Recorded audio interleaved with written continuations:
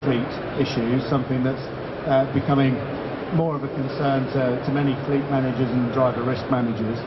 Joining me on the panel today, I have Malcolm Maycock at the end, who's Director of Licence Bureau, Fleet21 partner. I have Chris Green, lead risk partner with Waitman's solicitors, who many of you will know from the mock trial. Tony Lee, Head of Fleet Services at PwC, and Guy Barber, Partnership Director at Romex. So what I was hoping to do was, Malcolm, maybe you could kick off for us with a description of what actually a grey fleet driver is and what sort of journeys the grey fleet is likely to take, and what the potential problems might be for a driver risk manager. Well, a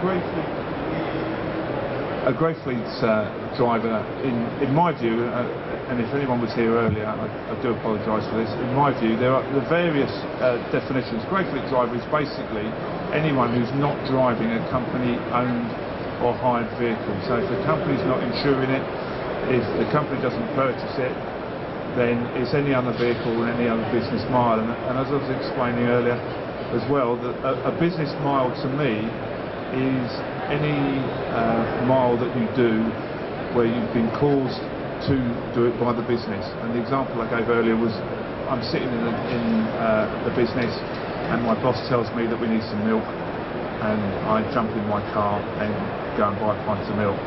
Well, I wouldn't have made that journey unless I was told to by my boss. So that then becomes a business mile. If, however, I said to my boss, actually I'm out at lunchtime, I'll drive up to Tesco's because I want to do my shopping and I'll get you some milk while I'm there, then obviously that isn't a business mile. So I think I always work on that basis. It's anything where I've been caused to do that mile for the business in whatever manner, whether it's going to buy coffee, going to buy whatever that the business wants. And obviously the issues that arise from that is, as a business, I've decided as a business manager that I'm paying you mileage, so that vehicle that you're driving has now become one of my company fleet for that purpose and shouldn't be treated any differently. So you need to know that that vehicle is the right vehicle that I'm allowed to drive, as simple as that, as you would do any other driver within the business.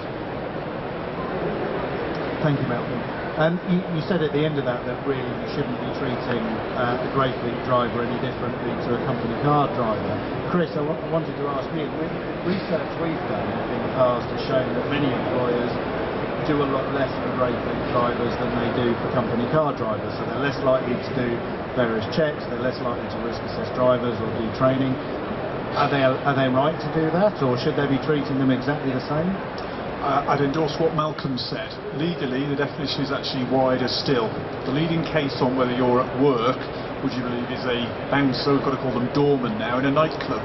And the issue for the employment tribunal was whether he was at work when he ran 3 streets away from the nightclub in order to, I'll use a colloquialism, kick several shades of something out of somebody. And would you believe, even though this was a very, very serious assault, the courts still found that that was at work.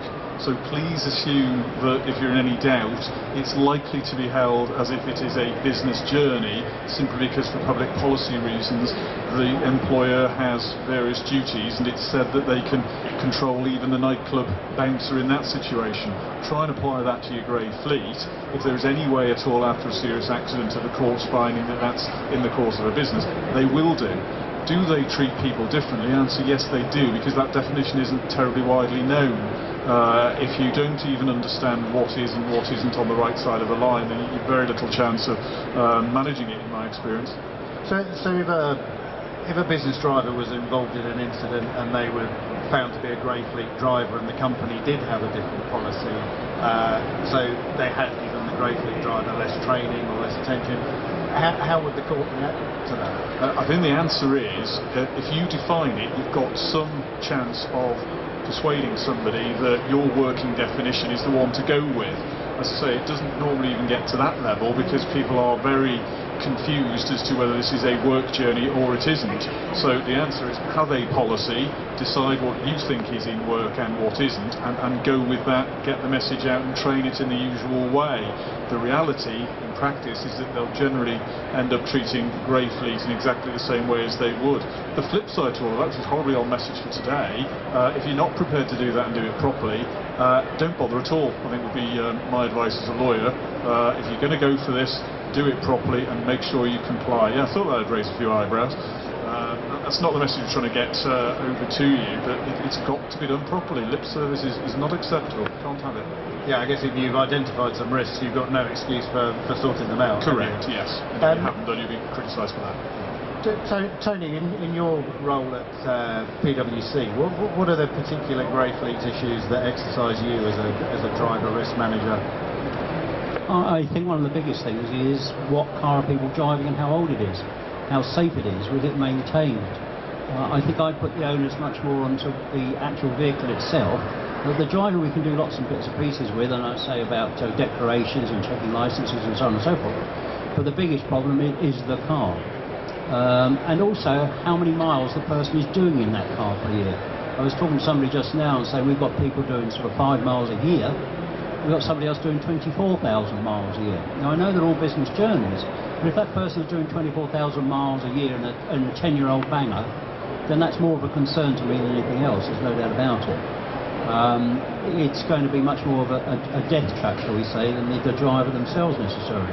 So it's a question of getting information about what the car is, how old it is it serviced and maintaining in accordance with general practice, or is it just left to rot away and thank you very much, I'll just have the mileage?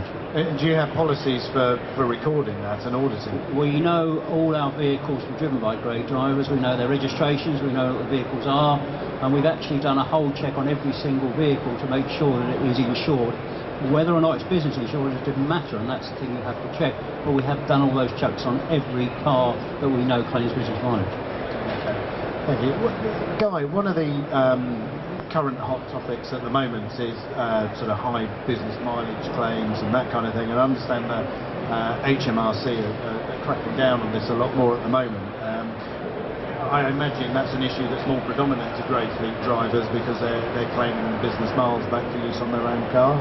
What are your views on that? I mean, it is an issue because you've got HMRC undertaking an additional 60,000 business record checks in the UK between now and 2014.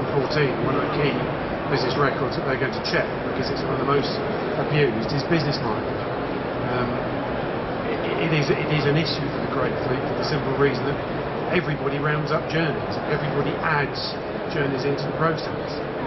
And it's strange that on one hand you've got organisations putting vehicle telematics in to protect the safety of their employees and company vehicles, but doing nothing about the grey fleet drivers.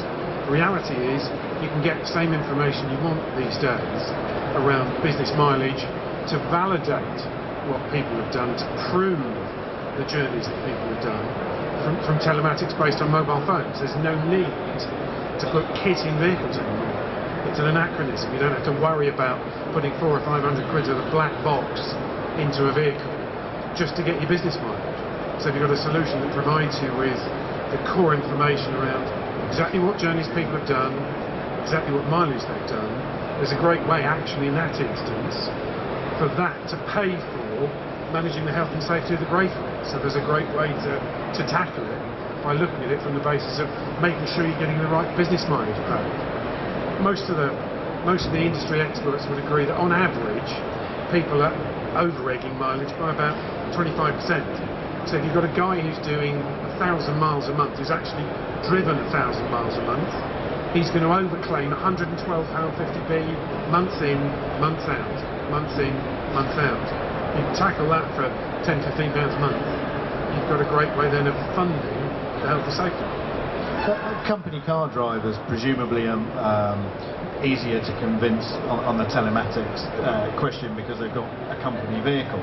How do you convince a grey fleet driver to accept that you're sort of tracking them and following their every move? I mean, the issues are the same, but the problem with the grey fleet is nobody wants a black box in the vehicle. So the fundamental issue goes away if you can just put it on their company mobile phone.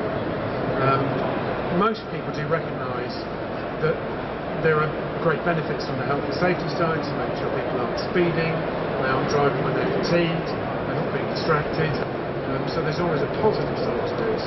Actually, the most earthly reason why people welcome this sort of thing is, does anybody here like doing their business mileage at the end of the month? Nobody does. So if you can actually provide a solution that not only saves company money, but actually makes it easier for the employee, most people don't object. With the Grey Fleet checks, Malcolm, returning to you, I mean, that's something else that requires sort of employee buy-in, because a lot of what you do, you have to do on a 3-year mandate. You get the drivers to fill out a form and effectively give their permission for you to check their licences, their insurances, their cars. Do employers come back to you with issues of acceptance in that regard? Not normally. Once you've got union buy-in and management buy-in, there isn't a problem. I find with most things that you bring into any organisation, if you actually explain to people the benefits, a simple benefit from licence checking with a DVLA is that I will tell you when your photo card's going to expire. Now, to the business, actually, it doesn't matter when your photo card expires. To you, it matters a lot, because it's a £1,000 fine. So, actually, just a side benefit that comes out of it. To you, there's a benefit because the company has to check your driving licence. It has to make sure that, you know, the HSE tell you that you've got to check driving licences. So if I'm an employee, do I want to turn up at head office once every 6 months or once a year, actually remember my licence, be chased, be annoyed by a member of staff, or actually do I just sign a form and actually I get contacted 3 years later? I don't know which one I would prefer, and to be honest, that's... Because a lot of companies don't actually know that they've got the right to check. Some of them worry that they don't have the same right to check the Grey Fleet drivers as company cars, but you're saying they do? Oh, absolutely, absolutely. A driver's a driver. It's a myth that's been built up over the years that a company car driver is your responsibility, and a Grey Fleet driver isn't your responsibility. There's absolutely no difference. You cause or permit them to drive on the road. The law's been there since 1988. It's no different for anyone that you decide is going to drive for you. Tony, you're a long-standing member of ACFA. Do you and your peers all have a consistent view of Grey Fleet issues, or are there grey areas within the views of fleet managers? I think within the views of fleet managers, the problem is that 90% of the people who look after fleets aren't fleet managers. Somebody was sitting in the corner one day and somebody said, we've got a fleet of 100 cars, you look like you're doing nothing, you might as well run it for us. And that's one of the big problems we have out there. I'm sure, I hope the smiles in the audience doesn't mean yes, that's what you're doing. But that is the big problem. And most, as I say, fleets are run by people who have no idea what they're supposed to be doing. And sad to say, in this day and age, I'm sort of a dying dinosaur. There's not so many fleet managers around as there used to be, except when you get to the very last fleets. And I think that's the problem, that people have no idea what they're supposed to be doing. Where do they typically come by that information? Do they just literally get thrown into it and left to sink or swim? I had a lady ring me up one day and she said, I've just been given the car fleet to manage. What book can I get to read to how to manage my fleet? I said, well, there isn't one, but I'm a consultant, so when would you like to see me? But that's one of the problems we've got. I mean, the ICFM does training, certainly of fleet managers, although they're also doing training of leasing company employees and so on. But that's one of the places to get the information and to get the experience from. But that still leaves a huge number. When you consider there are over 10,000 fleets in the UK with 10 or more vehicles, but the average size fleet is actually only 13 cars. So there's a lot of people looking after vehicles out there that have no idea what they're doing. Chris, can I come back to you actually, following on from what Tony's just said. If a fleet manager has been thrown into their job, they haven't effectively been trained, they don't really know how to be a fleet manager, how does that manifest itself if there's a serious incident involving a driver. It all goes down to competence, doesn't it? Skill, knowledge, whatever the acronym is, and training and experience to be able to deliver what the company wants them to be delivering. And then the second part of that is to be able to prove that they're actually competent. As soon as there is an accident and a failing in the fleet, logically people infer that means they were never competent in the first place. What I think the law is increasingly not recognising is somebody who's time served and has been in that role for many, many years is therefore competent. You need a little bit more these days, and in the absence of a badge of competence, they'd need to say they've been on a relevant course or got something in addition. In the absence of that, it's difficult to prove their competence even if they actually are. And there's nothing like that available at the moment. Effectively, a fleet manager's qualification. In terms of the fleet manager's qualification, again, it's more just a benchmark relative to what you would find, and that is likely to be determined by expert evidence if ever it came to it. So you'll get somebody from within the industry that says that yes, this person knows what they're talking about, even though there's no separate verification that they can add to that. Guy, what you obviously offer a tool that helps risk managers with a particular area of it. What other sort of tools are available to help managers of grey fleets? Well, there aren't that many, because the issue comes, how do you work out what somebody's doing when they're behind the wheel? Short of either a black box telematics, the traditional vehicle tracking, or something done on the mobile phone the way that we do it, there really isn't anything else. So it's an issue for people in that how do you actually measure and assess what's going out on the road? If you can't measure it, you can't manage it. Yeah. Malcolm, one of the things that you and I have discussed on many times before relates back to the insurance part of grey fleet management, and you may have touched on this in part of what you did this morning, but one of the things we particularly get asked an awful lot with grey fleets is that a lot of grey fleet drivers don't actually have business insurance, but even those that do, a lot of them have got the wrong grade of business insurance, and many people didn't even know there was more than one grade. So absolutely, it is a minefield. I hate to say that ladies are victimised completely on this, because they're taken into these cheap policies, Sheila's wheels and everything like that, and it's the policy for Sheila's wheels won't actually even insure you to and from work, because Sheila's wheels, the basic policy, isn't actually for working women, it's actually for women at home with children. So people buy this policy without even realising that if I try to work, I'm not covered on my insurance. So we will have those turn up as business cover or grey fleet cover. So there's lots of variations. You know, the lowest level of business cover takes you to and from one building within your corporation to another building within your corporation. The next level takes you to meetings, so I can go off to a meeting within at a set time at a company as a normal salesman would. And of course, the top level is travelling salesman. And if you think about it, if I'm an insurer, the lowest level, well, I should know how I get from one of my buildings and drive to another one of my offices or whatever. The second level, more risk, because I might not know where my client is, might be the first time. And of course, travelling salesman, it's whoops, I'll go and sell over there. So the higher grade of insurance, the higher risk you have. Can I make a comment on that, if I may? That one of the problems is the insurers themselves. Because one will say it's class 1, one will say it's class A, one will say it's class something or other, and then inconsistent. And when we get these to look at, it took some time educating my assistant who looks at these to say, well, these are all the same, but they're all called different. Yeah, absolutely.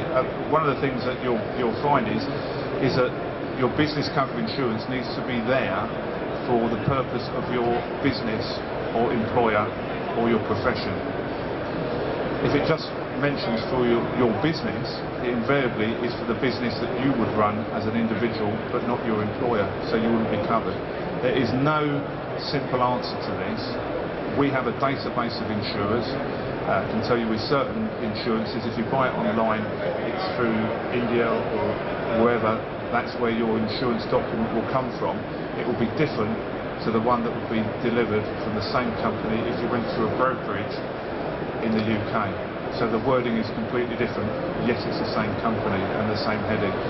And it's only when you speak to the underwriters do you actually understand. So with a lot of the insurance that comes through to us to verify, not only do we get the driver to declare that they've spoken to the insurer and they've actually told them, the insurer, what they do, which is the most important thing, that they've got their mileage right. I'm sure everyone here has been online. Isn't it fantastic? You go in, that's my car, I do 30,000 miles a year. Oh, that's expensive. No, I don't. I do 20,000 miles a year. Now, that's a bit better. Now, if I do 9,000 miles a year, I'll get the actual insurance that I want to pay for. Well, as an ex-policeman, when you do have a serious accident or incident and you are investigating, that's the sort of thing that they do look at. Your last MOT, your last service, and so will the insurer. So you won't be insured. And obviously for business, if I'm not insured, then who's the next person I'm going to go to? I'll actually go to the employer, because they'll have an indemnity policy up to 5 million quid. So they're the people I'll go and sue. I guess we all know people who've been and done what we would all class as business journeys. So it could be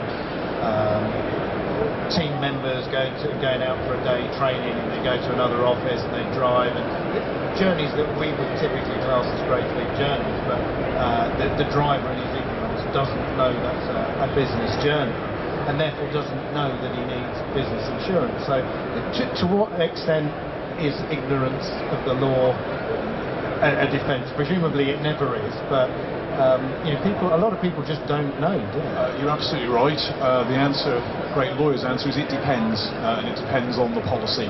Have a look through the wording. What Malcolm said is absolutely spot on. Don't leave that to chance and wait until after the event. Ask your brokers, go back to the underwriters. They're trying to place it at a certain cost. You won't know precisely what is and isn't covered until it happens. So no, is ignorance a defence? I'm afraid not. No, you're bound by the actual situation rather than what you believe it to be. This is a kind of open question to all of you, I guess, which is, do any of you have experience that grey fleet drivers have particular types of incidents, or prone to particular types of incidents more than company car drivers, or are the risks generally the same? I think the question there might be is, what is your policy with regard to those own car drivers reporting accidents? Okay? I don't mean accidents while they're driving to work, but accidents generally, so you don't therefore have any past history of what the driver is like anyway. So it's very difficult to say they're exactly the same or they're different. I think one of the things that's always irked me, and I think it's become on legislation, is the two people sitting at such a traffic lights. One is covered as because he's driving at work, and the other one is not covered because he's on a social trip, but he is just as dangerous. That's right. I can certainly tell you a few companies where we've dealt with a few of their executives for speeding.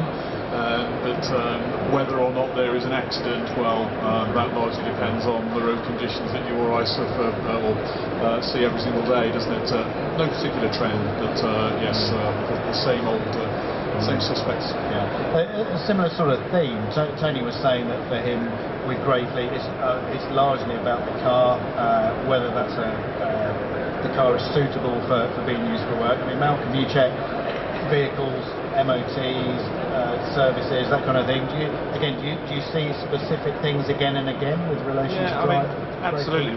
What we find is that if I'm on a reasonably poor salary and I can make my money up by claiming mileage, I will get the cheapest vehicle that I can get. So worst case scenario was the one I gave this morning, which was a guy working as an engineer, and his vehicle, I think, was in the region of 10 to 13 years old. It wasn't suitable for carrying the amount of kit that he had in it. And we were amazed that a leading brand in this country would allow anyone to actually go out and have that as their works vehicle. I'd have been absolutely ashamed for this vehicle to turn up as part of my organisation. It's just unbelievable. But it was a cost saving that the company felt that they would do, which was allow their engineers to go away from vans and actually pick their own transport, and it turned out to be a very, very bad decision. So should risk managers try and set guidelines for what cars are available, or should they just use common sense in individual circumstances? I think it's just back to fit for purpose. If you have someone with a grey fleet vehicle, a good example, I was in a company yesterday. They have 250 drivers, they have 80 grey fleet vehicles, and so far this year they've had 3 incidents of grey fleet vehicle drivers falling asleep at the wheel. Last one took out the vehicle and a crash barrier. My discussions yesterday were basically about what organisational learning that they got from that, and what have they told other drivers, and what measures have they put into place. And one of the things we talked about was a trip that the driver did from Scotland all the way down to North Wales and then back again in a day. And some people were doing that in a 1.1 motor vehicle, yet their company car's minimum size was 1.4. Now, I can't tell you that you've got to have a 1.4 motor vehicle, but I can certainly put you in a hire car for the day if that's the trip you're going to do. So, you know, that vehicle has to be fit for purpose. I am going to be tired if I drive a 1.1 vehicle a hell of a lot of miles in a day, because it's underpowered and it's going to be hard work for me. It's just madness. Look, if I can just back that up, and we talked about 4 people, if you like, go to a conference. Well, why not provide them with a hire car? At least you know it's insured, at least you know it's probably only about a year old and it's going to be safe, so why don't they take it? And the other point I wanted to make, we've actually got what we call a best practice guide for management with regarding people driving cars.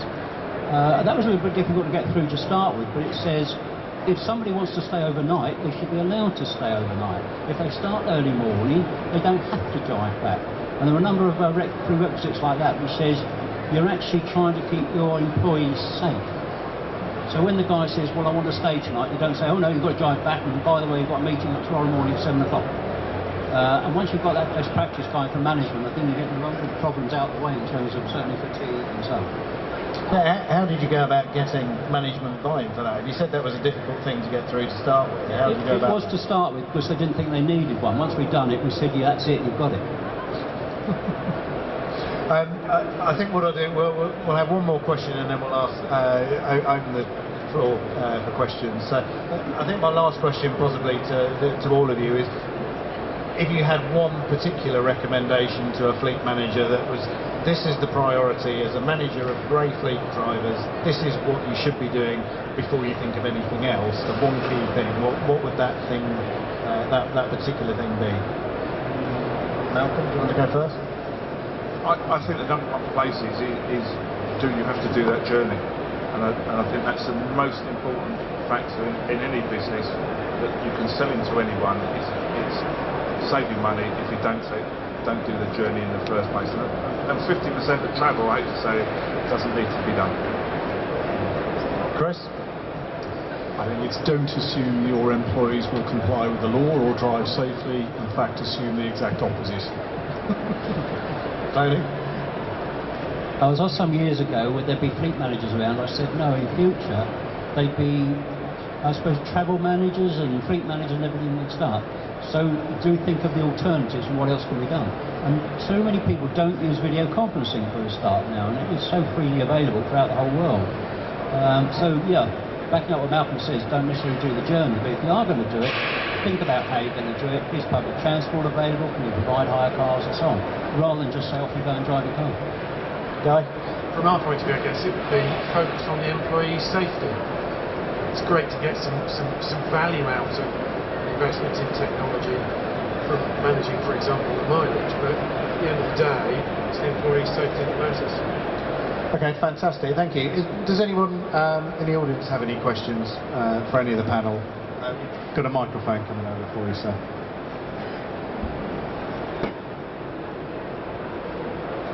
You've talked a lot about the vehicles and the drivers. What about the journey? One of the problems we have in my industry is differentiating between commuting and travelling. We've got workforce spread all over the country, travelling from one place to another, sometimes home to depot, depot to depot, back again, complex journeys, people even working from home. Is there a legal definition of commuting, and how does that play out? It depends, to quote my answer earlier. The safest one is probably if you say a journey to your normal place of work, and anything other than that is assumed to be Grey Fleet. Now that may actually be resource intensive, but it's actually about as certain as you're going to get on that, because the answer is no, it's a question of fact in each case. Because it leads you to the problem of, if you're trying to collect as much information as possible about attrition in your fleet, accidents, vehicle mileages, and travel to work times, at what point are you going to start the clock running? And where are you allowed to collect it? Where would you want to collect the data from? From what points? If it's a work accident or a commuting accident? I see the point, because the people from whom you collect the data don't recognise that that's what they're doing. It depends how far you want to go into this. If you opened up a survey or gave them a sort of mini risk assessment to undertake for themselves, do you recognise what you're doing is actually at work, and take it from there? You might at least get a pattern from it. No obligation on you to do it, but you're right, other than them volunteering and getting a decent take-up, it's difficult to see how you get that data. Other than, of course, when it goes horribly wrong, and then you find that they were at work. All too late. I'm afraid so. Anybody else? Our insurance company have suggested that for Grey Fleet that we say that only NCAP rated vehicles can be used. Have you got any thoughts on that?